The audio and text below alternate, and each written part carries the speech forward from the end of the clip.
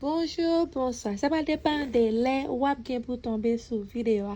Un gros bout merci à tout nouvel abonné mio et tout ancien abonné mio qui toujours prend temps yo prend ça yo pour regarder vidéo jusqu'à la fin.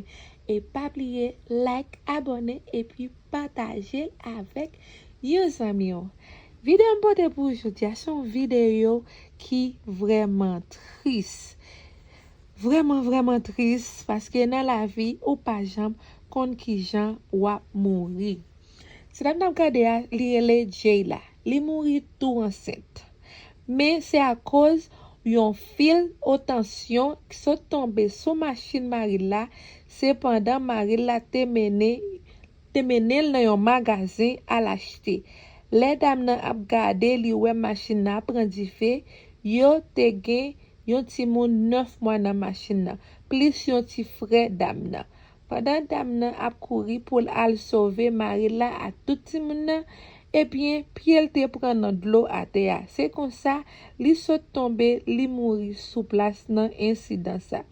Ti petite 9 mois pas getan mouri, mais mari dame nan mouri tout, plus ti frère dame nan qui te présent. Dame nan pas ka camper gade Maril kap mouri, li te al essayer sauver, mais hélas, ça passe dans Portland, USA. Mes amis bagay la triste, ou ka imagine que ou enceinte, ou ap essayer sauver Mario avec yon ti moun et puis ti frère, et puis pour ou arriver mourir pendant tout enceinte là. Nous par contre, nan ki dole famille moun sa ouye. N'a souhaité condoléances avec yo.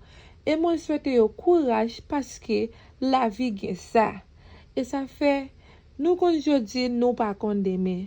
Nous on a vivre, c'est pour nous vivre parce que les arrivé pour nous aller n'importe ça n'a fait, nous ka juste chita là et puis nous aller. La vie a tellement coûte mes amis, c'est enjoy avec précaution parce que ça que t'as dit, tu l'as ta mouri tout enceinte et puis Maril mouri tout.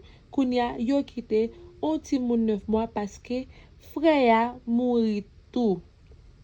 Son bagay qui vraiment sad, son bagay qui vraiment triste. Nous pas imaginer douleur moun sa yo.